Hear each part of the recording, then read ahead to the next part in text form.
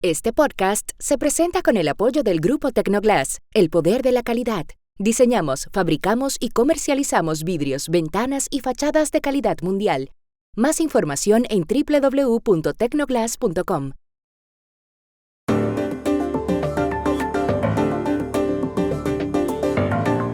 En Colombia se acaba de denunciar que un ex canciller de Gustavo Petro buscó en Estados Unidos ayuda para derrocarlo. ¿Qué pensar de ese plan? En Chile, la comunista Janet Jara se convirtió el domingo en la candidata presidencial de la izquierda. ¿Podrá derrotar a la derecha? En Sevilla, la cumbre de la ONU sobre financiación para el desarrollo parece traer buenas noticias para América Latina y el Caribe. ¿Por qué? Hola, bienvenidos a Y esto no es todo, el podcast del Georgetown Americas Institute de la Universidad de Georgetown en Washington, D.C. Soy Juan Carlos Iragorri, desde Sevilla, donde hace muchísimo calor. Soy Paz Rodríguez Niel, desde Buenos Aires. Soy Jorge Espinosa y estoy en Miami. Es martes 1 de julio ya, y esto es todo lo que usted debería saber hoy.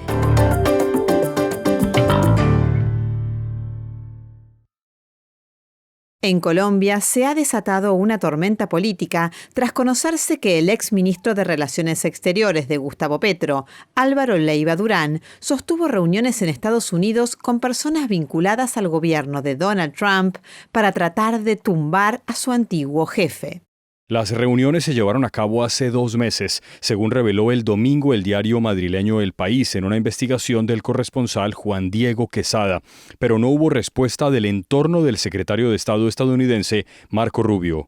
La investigación está respaldada por grabaciones que le hicieron a Leiva, donde dice que hay que desalojar a Petro del poder, que se requiere un acuerdo nacional con bandas delincuenciales, que Colombia va rumbo al abismo, y que habló con gente cercana a Marco Rubio. Hay que sacar a ese tipo.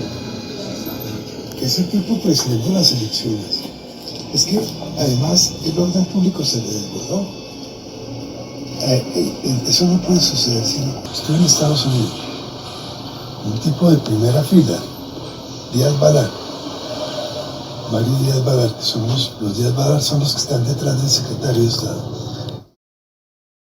Las reacciones fueron inmediatas. La vicepresidenta Francia Márquez, mencionada por Leiva, aclaró que no tiene nada que ver en la supuesta conspiración, y muchos opositores de Petro, como el expresidente Álvaro Uribe, rechazaron cualquier iniciativa de derrocar al presidente.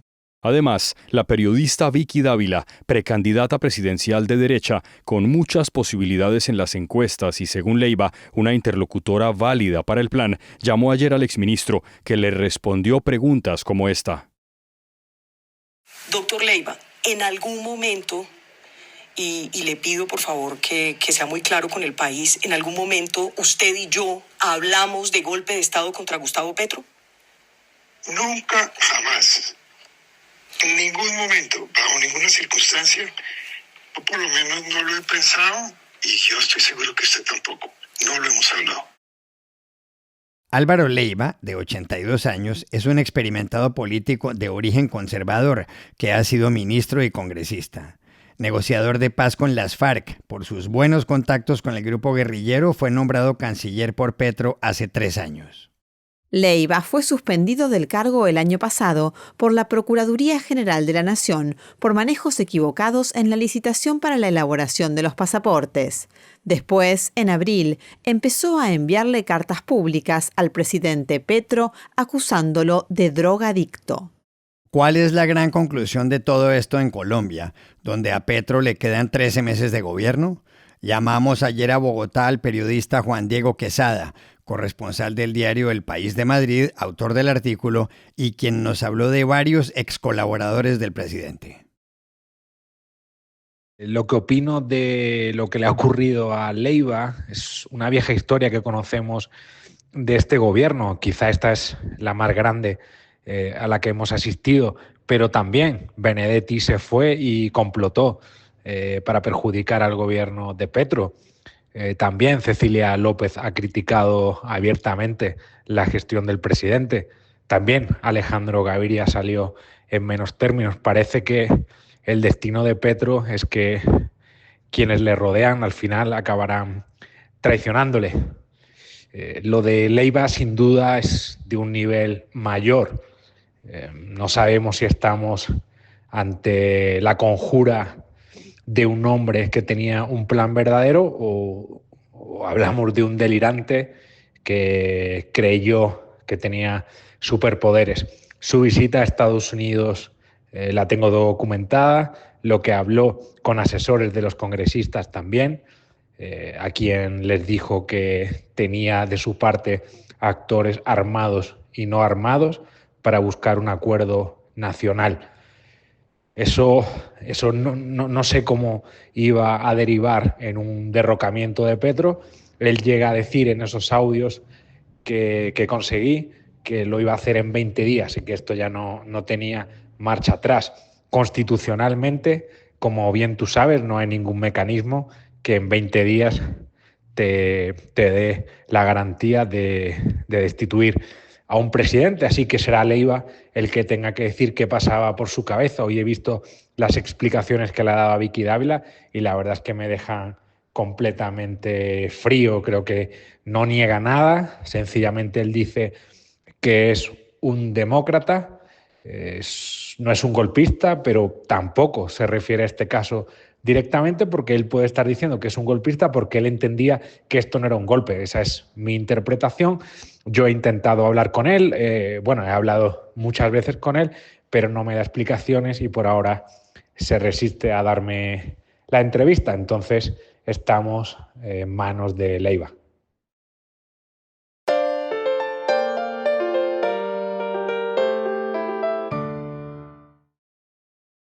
La campaña a los comicios presidenciales de Chile, que son el 16 de noviembre, vivió el domingo un momento importante. Ese día se llevaron a cabo las elecciones primarias, en las que la izquierda escogió a quien la va a representar en las urnas. La ganadora fue Janet Jara, de 51 años, que fue ministra de Trabajo del presidente Gabriel Boric y quien milita en el Partido Comunista. Jara logró el 60% de los votos y derrotó a la también exministra Carolina Toa, que alcanzó el 28%.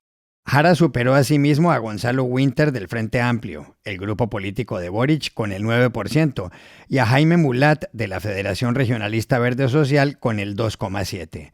La participación fue muy baja. Al término de la jornada, Janet Jara celebró el triunfo con sus seguidores. Hoy termina la primera parte de este camino, que es ofrecerle una alternativa a Chile para los próximos años. Este camino lo hemos recorrido juntos, 2 hombres y 2 mujeres, que aceptamos el desafío de construir desde nuestras posiciones un camino común. Pero no nos engañemos, enfrentamos un escenario donde el populismo de la ultraderecha en el mundo ha crecido. Esos que creen que hablando más fuerte, gritando o insultando al resto, se solucionan los problemas que ellos mismos han creado. La pregunta ahora es qué va a pasar en las elecciones presidenciales. Una encuesta publicada el domingo por la firma Cadem da el primer lugar al ultraderechista del Partido Republicano, José Antonio Kast, con el 24%, seguido por Janet Jara con el 16%. En el sondeo vienen luego más candidatos. Por ejemplo, está la conservadora del grupo Chile Vamos, la exministra Evelyn Matei, que alcanza el 10%. Matei está empatada con Franco Parisi del Partido de la Gente. ¿Pero podrá Janet Jara ganarle a la derecha? Llamamos ayer a París a Stephanie Alenda, directora de investigación de la Facultad de Educación y Ciencias Sociales de la Universidad Andrés Bello y directora del Núcleo Milenio sobre crisis políticas en América Latina. Según la última encuesta Cadem que mencionaste, Juan Carlos, Janet Jara pasaría a primera vuelta junto al candidato de la derecha radical, José Antonio Kast. Sobre su capacidad de imponerse, hay que ver cómo siguen evolucionando las preferencias electorales, ya que la candidata de la derecha convencional ha estado ocupando el primer lugar en las encuestas durante un largo periodo y sigue abierta la pregunta de si logrará recuperar su protagonismo. Es muy probable que la inclinación del electorado hacia Kast, que es ya una tendencia, dé lugar a una profunda revisión de la estrategia de Chile Vamos, que es esa derecha convencional. El primer desafío que tiene Jara es reunir detrás de su candidatura a la actual coalición de gobierno, principalmente dos conglomerados, el Frente Amplio y el Socialismo Democrático, lo que no es nada fácil, ya que coexisten en esa coalición de gobierno sensibilidades muy distintas. Esto implicará para Jara consensuar su programa económico y evitar las declaraciones polémicas como las que tuvo sobre el régimen cubano, que calificó de sistema democrático distinto al chileno. Si bien esto no es un driver de la elección, sí contribuye a reavivar el fantasma del anticomunismo. Este sentimiento está muy arraigado en Chile en general y en particular entre los simpatizantes y élite de derecha. Otro desafío para Jara es ser tan convincente como Kast sobre los temas que más preocupan a los chilenos, como la inseguridad, el alza de la delincuencia, el estancamiento económico o los temas migratorios. Habrá también que ver si funcionará el discurso de Jara de llamar a la unidad frente a la ultraderecha, a la que acusó de querer retrotraer los derechos de las mujeres, de las disidencias, de los trabajadores, justo cuando el Partido Republicano de Kast ha adoptado una estrategia de moderación y trata de no polemizar sobre temas que le ha costado la última elección presidencial de 2021. Desde hace meses lo que uno puede observar es que la opinión pública muestra una clara inclinación hacia la derecha. Si tomamos la última encuesta CADEM y sumamos a los 3 candidatos de derecha, 2 de ultraderecha, 1 de derecha convencional, más Franco Parisi, que puede ser ubicado dentro de ese grupo, llegamos a casi el 50% de las preferencias electorales.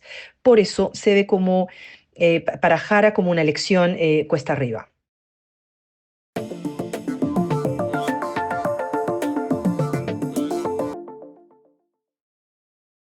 Este podcast se presenta por cortesía de Movistar Empresas, el aliado que está transformando y potenciando negocios en toda Hispanoamérica con soluciones digitales en cloud, IoT, seguridad, conectividad, Big Data y advertising. Movistar Empresas, siempre el camino seguro. Y este podcast se realiza con el apoyo de Progreso, compañía líder en soluciones innovadoras en construcción, agro y energía. Impulsamos el desarrollo sostenible en América Latina. Más información en www.progreso.com. Ayer se instaló aquí en Sevilla, la capital de Andalucía, en el sur de España, auspiciada por la Organización de Naciones Unidas, la Conferencia Internacional sobre la Financiación para el Desarrollo. Esta cumbre tiene lugar cada 10 años. Es la 4ª vez que se lleva a cabo. Antes se celebró en Etiopía, en Qatar y en México. Ayer, junto al secretario general de las Naciones Unidas, Antonio Guterres, el presidente del gobierno español, Pedro Sánchez, se refirió al encuentro. En esta cumbre de Sevilla, como decía, participaremos más de 200 delegaciones oficiales, 60 líderes, que debatiremos y trabajaremos codo con codo en mesas redondas, reuniones bilaterales y 400 eventos. 400 eventos. Será, por tanto, la mayor reunión internacional jamás organizada en nuestro país, en España. Y será también, eso espero, un hito en las crónicas del multilateralismo. A propósito de multilateralismo, una de las instituciones presentes en Sevilla, cuyo objetivo es el mayor avance de la región, es el CAF, Banco de Desarrollo de América Latina, y todo indica que consiguió cosas importantes, según le dijo a Iragorri su presidente Sergio Díaz Granados. Tuvimos una jornada muy productiva, primero con el directorio de CAF, tuvimos aprobación de 18 proyectos y programas que cubren a un grupo importante de países de la región por cerca de 5.300 millones de dólares. Esto va a cubrir carreteras, agua, saneamiento, salud, seguridad aérea. Hemos prácticamente aprobado la mayor cantidad de recursos en la historia del banco en el directorio que hemos tenido acá en Sevilla. Y adicionalmente, el directorio dispuso de la aprobación de las acciones para Guatemala, para Santa Lucía y la ampliación de las membresías de Antigua, Barbuda y Barbados. Con eso básicamente dejamos el banco consolidado en el Caribe y en Centroamérica. El segundo gran evento que tuvimos fue la coordinación junto con la CELAC y la Comisión Europea. Estuvo del lado de CELAC la canciller Sarabia como presidenta pro tempore de la CELAC y el comisionado Josep Siquela por el lado de la Unión Europea, y todos los bancos de desarrollo que operamos entre Europa y América Latina para reforzar el programa Global Gateway. Esto es básicamente más financiamiento, tanto público como privado, para obras de infraestructura en América Latina y el Caribe. Recordemos que la Unión Europea es hoy el mayor inversionista privado en América Latina y el Caribe, el mayor generador de empleo en América Latina y el Caribe, en sectores que van de bienes hasta servicios, de manera que la coordinación que estamos haciendo con la Comisión Europea, con la CELAC, con los bancos, es la estrategia central para seguir ampliando ese camino. Y finalmente tuvimos la reunión con el Grupo Árabe Coordinador, con el Fondo OPEC, liderados en América Latina por CAF, todos los ministros de Economía y Finanzas. Tuvimos una charla sobre cómo apalancarnos más. Y es que sencillamente en los últimos 10 años estos actores se han venido consolidando, los fondos soberanos árabes, fondos privados, se han venido consolidando como actores relevantes para el desarrollo. Hace 10 años, cuando fue la Conferencia de Financiamiento del Desarrollo, América Latina y el Caribe prácticamente no participaron de la conferencia. Hoy hemos tenido una participación mucho más activa gracias a al compromiso de CAF y particularmente la oportunidad de interactuar con los fondos árabes.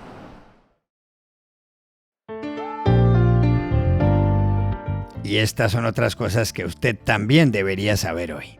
En España, un magistrado del Tribunal Supremo, Leopoldo Puente, mandó ayer a la cárcel al exdiputado y exsecretario general del Partido Socialista Español, el PSOE, Santos Cerdán, uno de los hombres más cercanos al presidente del gobierno, Pedro Sánchez. Lo acusa de cohecho, tráfico de influencias y organización criminal por haber cobrado dineros a cambio de contratos.